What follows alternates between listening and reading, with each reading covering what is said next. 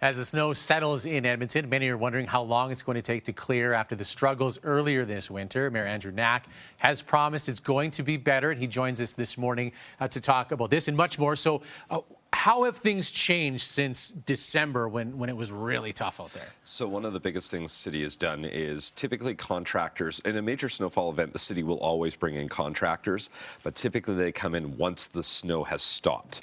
This time they were here right at the beginning, supplementing the work of our city crews, which work 24/7. So they've been working 24/7 since the first snowflake was falling.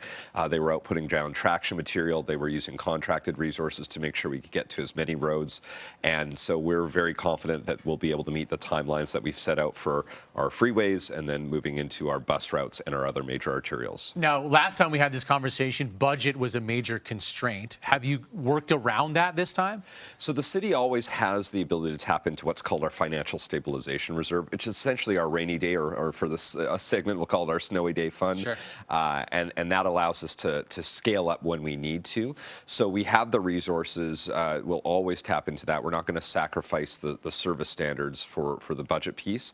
There's a bigger budget conversation that's going to happen through 2026 where we look to restructure the entire budget and build a larger base into our budget, because I still like to get us to the point where we're removing more snow more regularly from our streets versus what we have right now, especially in the residential roads. Now, yesterday, talking infill at council, rejecting the idea of making eightplexes illegal. Why that decision, and what's happening next with infill as you try to basically appease everybody?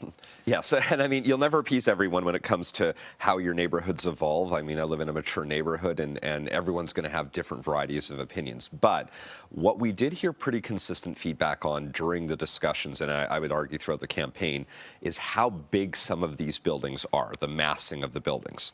And so there were some changes made back in July that dealt with how long a building can go down the yard, if you will. But the other major change we made yesterday was reducing the height of the building to be more in line to what we used to have as our previous maximum. Our previous maximum was about 8.9 meters. Now it's 9.5, so an extra 2 feet is all we're talking about. So what you're going to see going forward is buildings that are much more in scale with what you saw for the last decade. And yes, you can still have more, the extra 2 units on some lots. We've always allowed 6 for the last sort of 7 or 8 years, albeit in a different built form. But really what we're talking about is a minor change in unit count, but now a significant change to how big a building can be, which will respond to the vast majority of the feedback, as well as a tree protection bylaw, which is something I've been working on and committed to during the campaign, and now we're going to be delivering on it. Now, this is debated and debated and debated. At one point, do you just make a decision on infill? This is how it is, and we're moving on. Well, that's what I feel yesterday was. We've made our decision to change how big a building can be. We'll still have a public hearing on that to finalize changes. We'll bring in a tree protection bylaw, but then we do have to move on to dealing with other issues. We've got our 4-year budget coming up. We've got other priorities related to things like safety and security. We need to make those changes, respond to the feedback. That's why I made a motion to speed up that conversation. It was supposed to be February of next year.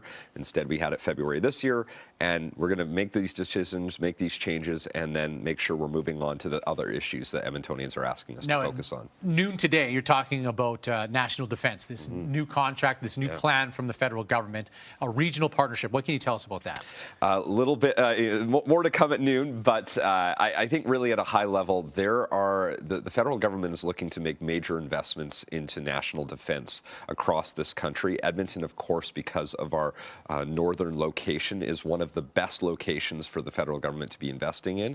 So we have been working with them. I met with the Minister of National Defense while I was in Ottawa recently to talk about how they can make that investment in Edmonton, because we're going to give them the best opportunity to address the national defense needs. And of course, that's going to secure significant investment in the city of Edmonton. So I'm looking forward to it, but more to come at noon. All right. As you review more, we will bring it to you at home coming up later on CTV News and, of course, our website. Mr. Knack, thank you so much for coming. Anytime. The Mayor of Edmonton, Andrew Knack, here. We'll be talking with him about many more issues as we continue throughout the city.